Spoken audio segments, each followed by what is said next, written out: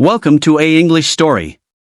If you're watching for the first time, don't forget to like, share, and subscribe to our channel for more beautiful and emotional stories. Now, let's begin today's heart-touching story. In the heart of New York City, amidst the tall glass buildings and rushing crowds, lived a quiet and observant young man named Ethan Blake. Ethan wasn't someone you would notice in a crowd of soft-spoken, always with a book in his hand, and usually alone. He worked at a small but charming bookstore tucked away on a street most people forgot existed. Every Tuesday at exactly 4 p.m., she walked in. Her name was Sophie Carter. Brown hair, sea-green eyes, and a smile that could stop time. She came not for the books, really, but to sit near the window with a cup of chai latte and sketch in her journal. Ethan noticed every detail. The way she tucked her hair behind her ear when she focused. The way her eyes lit up when the sunlight hit her sketchbook just right. He never spoke to her. Not even once. But in his mind, they had already shared 1,000 conversations. Romance grew silently in Ethan's heart. He started keeping her favorite tea stocked. He played the kind of soft jazz she once hummed along with. He read every book she picked off the shelf just to feel closer to her world. One rainy afternoon, she dropped a pencil. Ethan picked it up. Their fingers brushed, just for a second. She smiled. He didn't sleep that night. But then came the drama. One Saturday, Sophie walked in, not alone. She was holding someone's hand. A tall man. Confident. Charming. Loud in a way Ethan could never be. They laughed together as if the bookstore was their private world. Ethan felt the world tilt slightly. He smiled as she passed him, pretending everything was fine. But inside, a storm brewed. The emotions became too heavy. Ethan started writing letters he'd never send. Pages filled with what ifs, if only, and maybe one day. He poured his heart into words, creating a story only he would read. And yet, every Tuesday, at 4 p.m., he still waited. Hoping. Dreaming. Wishing.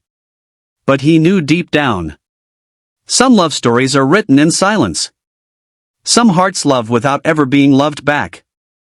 Part 2, The Rain, the Letter, and the Stranger. It had been 3 weeks since Sophie last walked in. Ethan still brewed her favorite chai. Still played her favorite jazz. Still looked at the chair by the window as if she might suddenly appear. But Tuesday after Tuesday passed, and the seat remained empty. One evening, as the rain drizzled over the bookstore windows, Ethan pulled out the box where he kept all the letters he had written to Sophie, letters full of feelings he was too afraid to speak. And for the first time, he took one letter out. He placed it in an envelope. And he wrote her name, Sophie Carter. But he didn't have an address. Not even a phone number. All he had was the memory of her smile. The next morning, Ethan was late opening the shop. He hadn't slept. As he unlocked the door, he found something lying just beneath the bookstore sign. It was a sketchbook. Water-damaged, slightly torn, but unmistakably hers. His hands trembled as he opened the first page. There he was. A drawing of him. Page after page, all drawings of Ethan. Reading. Smiling. Rearranging books. Lost in thought. She had been watching him too. But before he could breathe in this hope, the bookstore bell rang.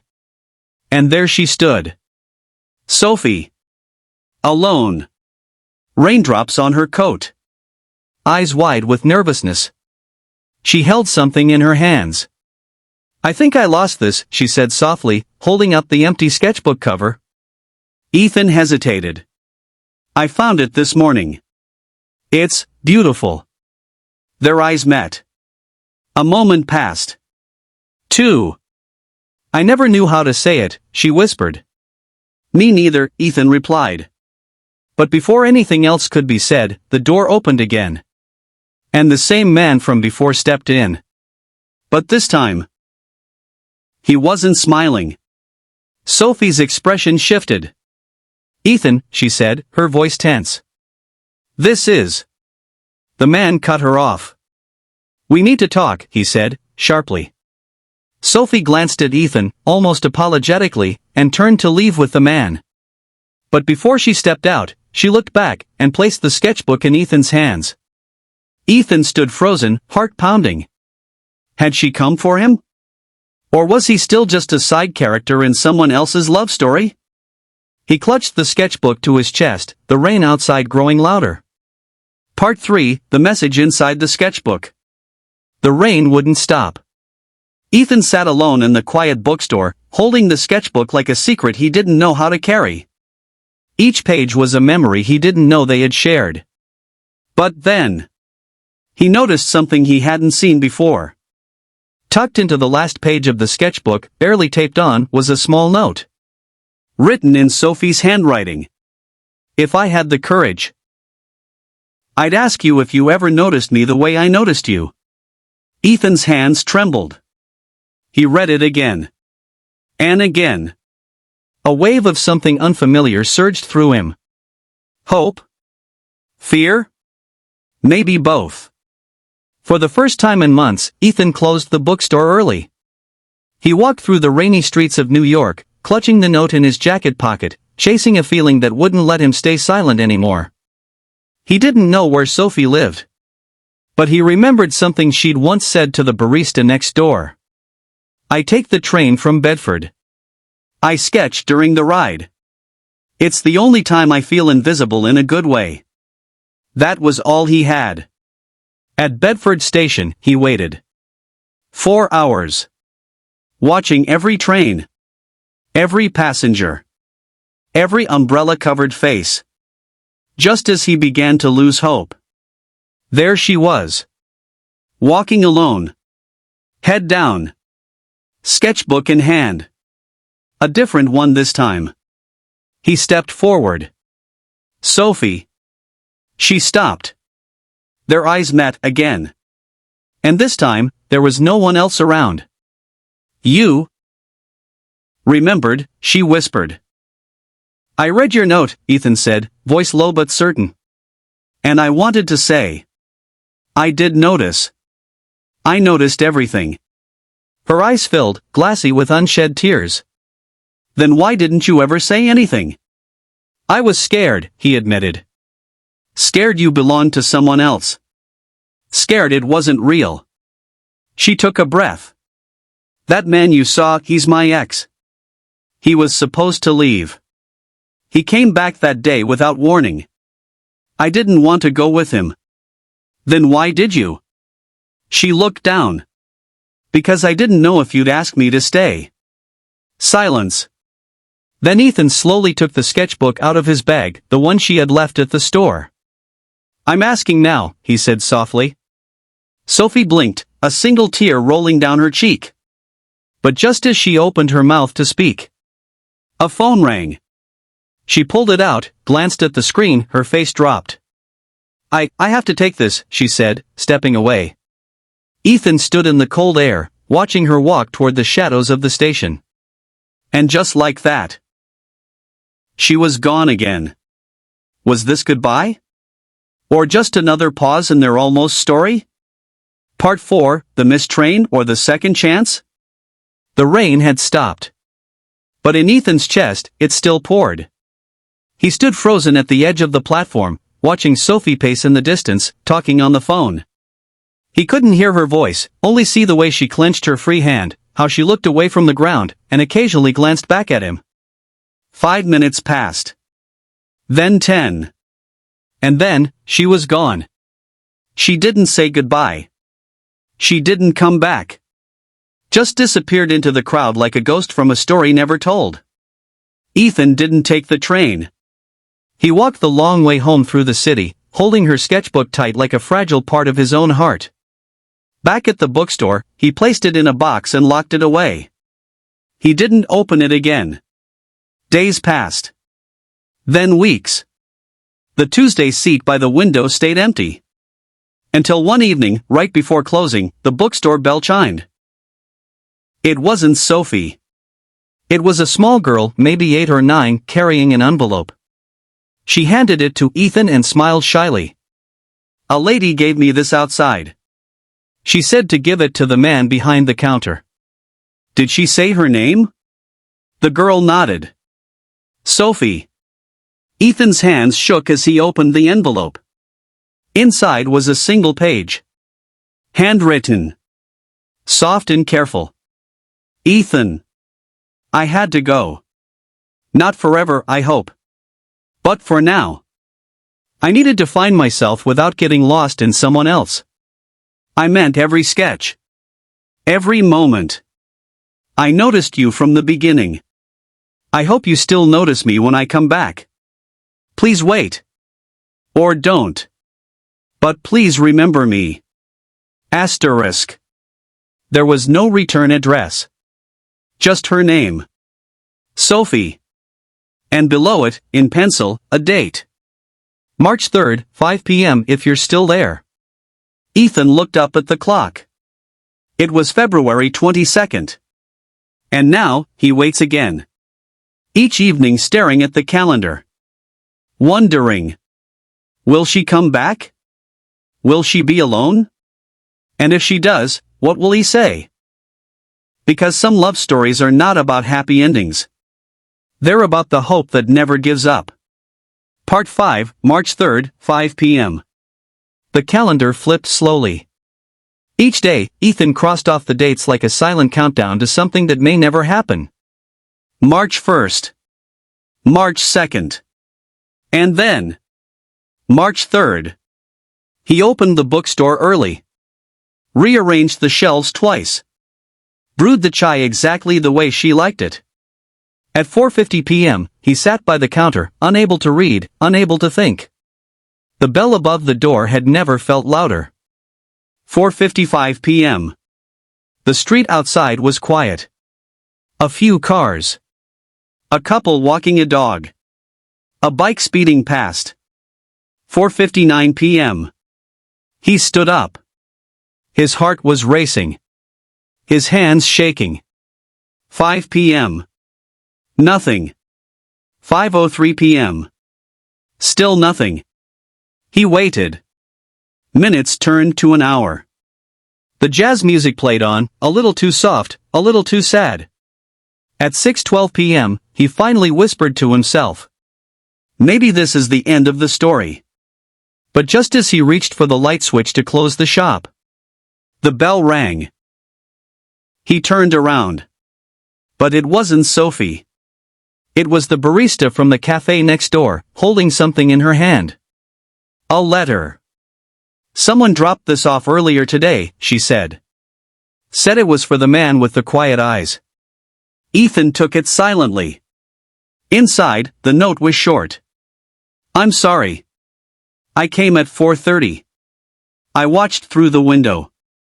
You were sitting alone, reading like always. I couldn't walk in. Not because I didn't want to. But because I was scared I'd never want to leave again. Asterisk. There was no name. No signature. Just the sketch of a teacup with steam curling into a heart. Sophie's drawing. Ethan stood there, holding the letter to his chest, listening to the soft ticking of the bookstore clock. Was that it? Was she still nearby? Was she waiting for a better moment? Or was she already gone again? He turned back toward the window, and noticed something strange. The chai she always ordered, it was on the table by the window. Still warm. Part 6, The One Who Stayed in the Shadows. The chai cup sat alone on the table. No lipstick stain. No napkin. Just the faint steam curling upward, as if it carried her ghost with it.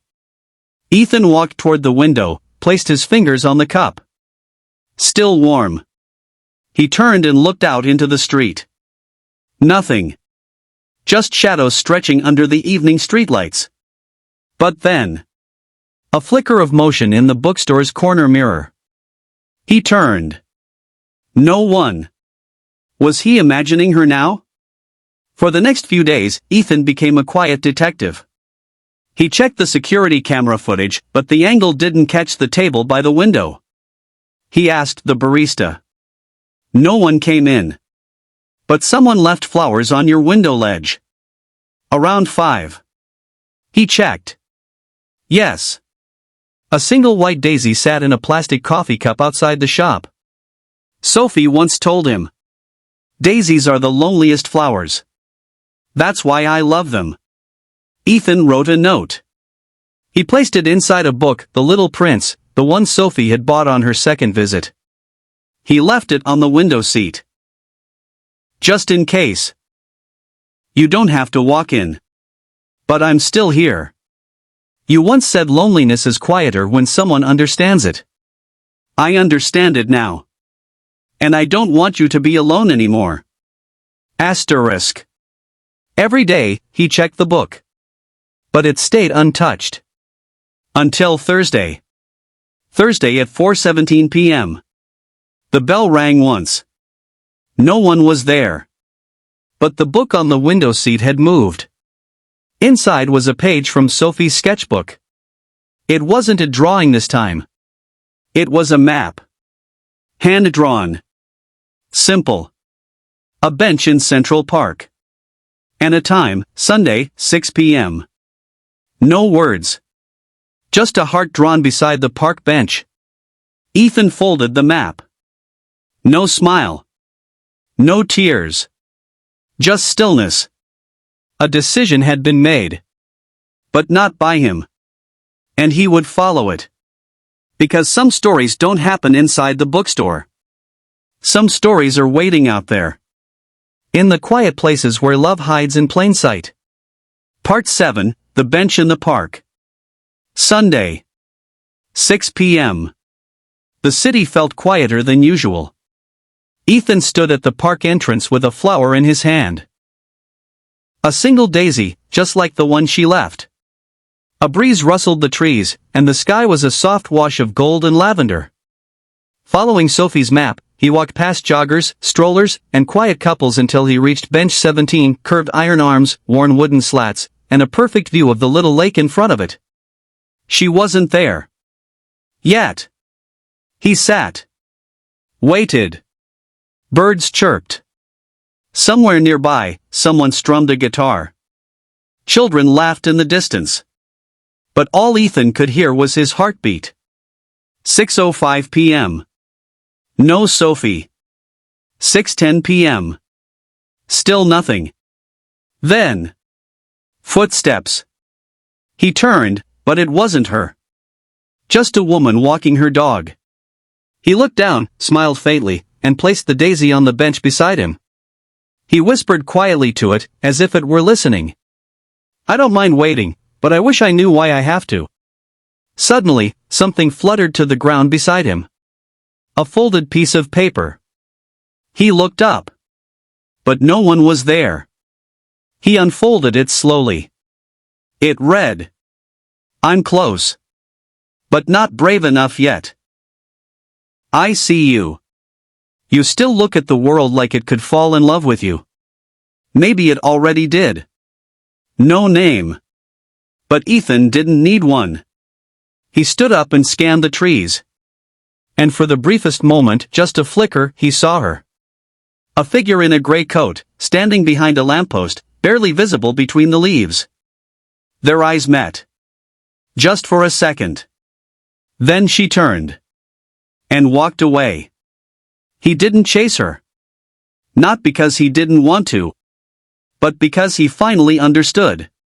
Sophie wasn't running from him. She was running from the version of herself she wasn't ready to be. Ethan sat back down. The daisy still rested on the bench beside him. He smiled. He whispered into the quiet park. "I'll be here. Same place. Same time. Next Sunday." Some people show love by staying. Others show it by disappearing, until they're strong enough to return. Part 8, The Letter She Couldn't Send. That night, Sophie sat by her small apartment window. Her sketchbook lay open in her lap, pages torn out, then reattached, again and again. A dozen letters sat in a stack on the desk, all unsent. She picked up the latest one. It began. "Dear Ethan. I don't know what this is. Maybe I'm broken. Maybe you were supposed to save me. But maybe I'm supposed to save myself first. Asterisk. She stopped writing. Closed her eyes. Tears welled up. Not because she was sad. But because she was afraid she might be happy if she let herself be. At the same moment, Ethan sat in the bookstore again. He pulled out The Little Prince and found her old sketch tucked inside. He whispered, "Why does it still feel like you're here, when you're always just out of reach?" The next morning, something changed. At the front door of the bookstore, before Ethan even unlocked it, he found a book package wrapped in brown paper. No sender. Inside was a worn copy of Pride and Prejudice. Page 147 had a sticky note. "Some feelings are too real to speak out loud. So I'm writing them instead. Not for you to understand me. But for you to wait long enough until I understand myself." Asterisk. And there, tucked behind the sticky note, was a new letter. Sealed. Ethan didn't open it. He didn't need to yet. Instead, he placed it gently inside his desk drawer, next to the chai blend she used to order, and the daisy she left. He whispered, "When you're ready. I'll be here." Outside, the rain returned. Soft. Gentle. Almost comforting. And somewhere across the city, Sophie sat by the window, pen in hand, heart full, still fighting the fear. Because sometimes the most powerful kind of love is the one that waits, quietly, without pressure. Like a book left open on the last page. Part 9, The Day She Speaks. The next Sunday, Ethan returned to bench 17. The park was glowing with early spring. Cherry blossoms hovered above the pathways. Musicians played soft strings in the distance. A little boy fed breadcrumbs to the birds near the water. And then she came. No running. No hiding. No shadows. Sophie walked toward him slowly, her gray coat swaying gently with each step. In her hand, a book. Not a letter.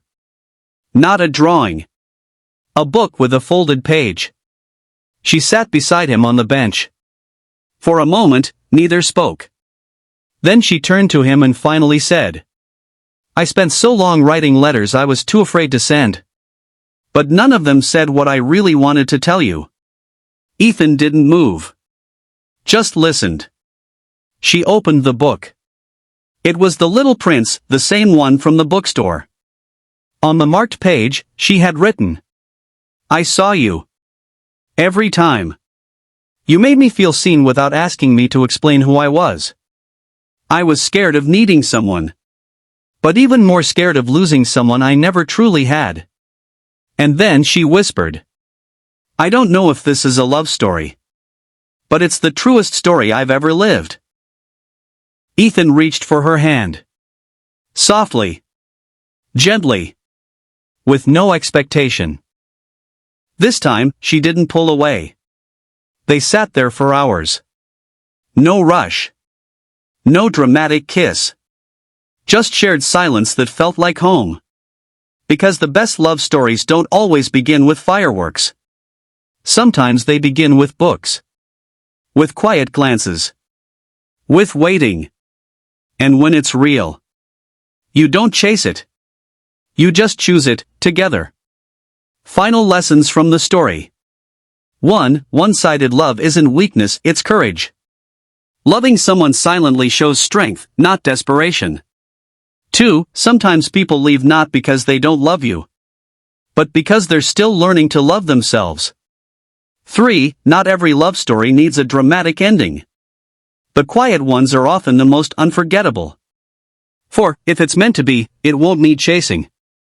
It will find its way back even if it takes time. 5. Healing takes space. And real love gives it freely.